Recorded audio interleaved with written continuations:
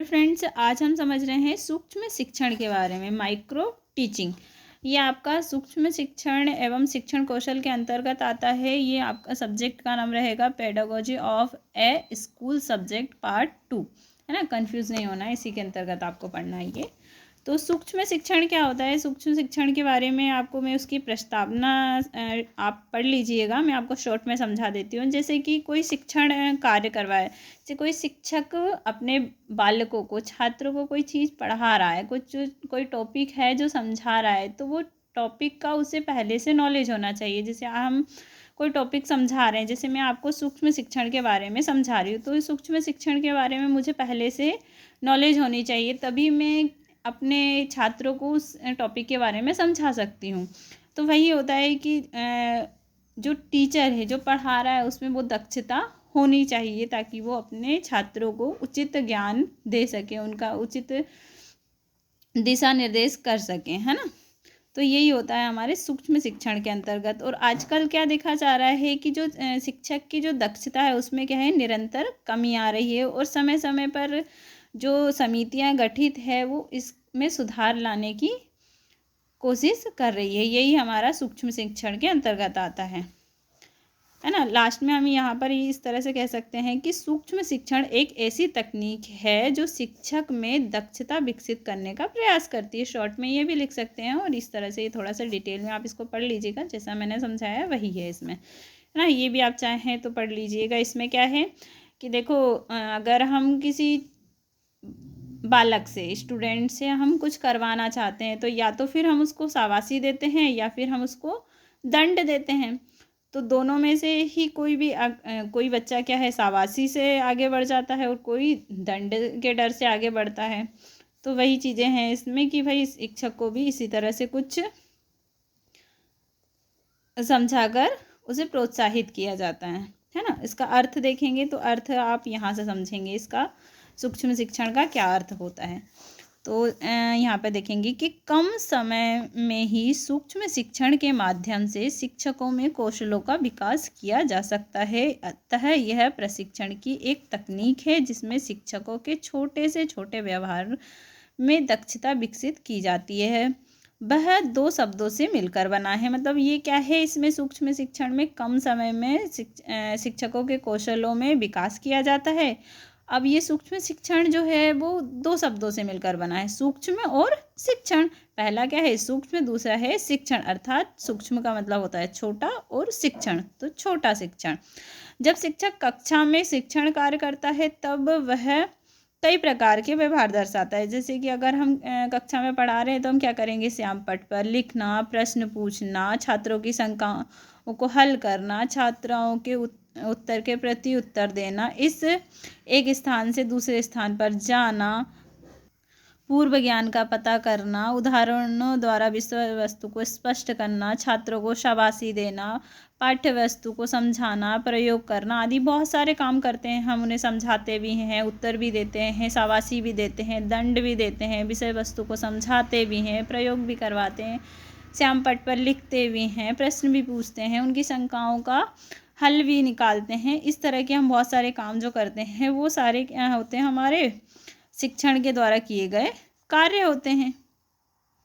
इन सभी कार्य हेतु शिक्षक को प्रशिक्षण दिया जाता है। अब ये सभी कार्य करने के लिए शिक्षक को पहले क्या किया जाता है, प्रशिक्षित किया जाता है ना, प्रशिक्षण दिया जाता है।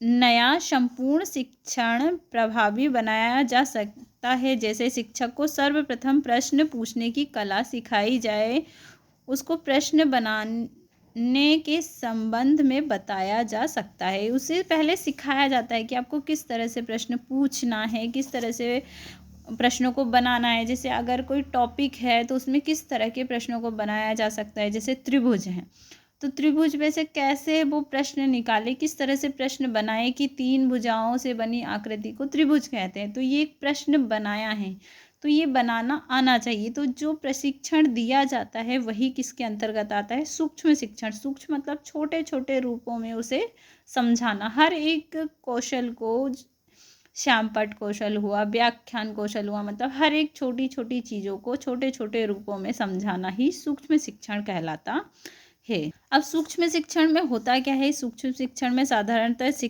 शिक्षण अभ्यास से अनेक रूप में भिन्न है। शिक्षण अभ्यास हेतु छात्र अध्यापक समीप में किसी स्कूल में जाता है कुछ घंटों के लिए, कुछ पढ़ाने के लिए जाते हैं। तो ये कुछ दिनों या सप्ताहों तक कुछ 1-2 विषय को स्कूलों में जाकर पढ़ाते हैं। उनका जो कुछ टाइम है वो कुछ कुछ बच्चों को पढ़ाते हैं। जैसे हमारे बच्चे हो सकते हैं 25 से 30 या 50 से 60 छात्रों के बीच में वो पढ़ाते हैं। उनके जो शिक्षण का कालांश होता है वो 30 से 35 या 40 से 45 मिनट का होता है। इस शिक्षण के दौरान कौन शामिल होते हैं? पर्यवेक्षक कुछ क्षणों में ही उनके शिक्षण पर सुधार हेतु अपनी टिप्पणी लिख देते हैं। अब ये इसमें इस तरह से होता है कि प्रैक्टिकल के लिए आपको सिखाने के लिए आप किसी स्कूल में जाते हैं और आपको कुछ विद्यार्थियों के बीच में आपको कोई टॉपिक दे दिया जाता है। कुछ 1 से 2 विषय आपको दे दिए जाते हैं कि भाई आप पढ़ाइए, और जैसे जैसे आप पढ़ाते हैं पर्यवेक्षक क्या है उसी क्लास में बच्चों के बीच में बैठ के आपका निरीक्षण करते हैं कि आपने किस तरह से समझाया। अवलोकन करते हैं कि आपका उद्देश्य कैसा रहा, आपका समझाना कैसा रहा, आपके हाव भाव कैसे थे। सारी चीज़ों को ऑब्जर्व करके आप उसी पर आपको टिप्पणी लिखते हैं, है ना। तो ये चीज़ें होती हैं सूक्ष्म शिक्षण के अंतर्गत। उम्मीद करती हूँ इसके बाद हम परिभाषाएं देख लेते हैं, फिर इसके बाद हम इसे ख़त्म करेंगे। तो कुछ परिभाषाएं भी देख लेते हैं कि एलन के मतानुसार स्टैनफोर्ड विश्वविद्यालय में इस प्रणाली का जन्म हुआ।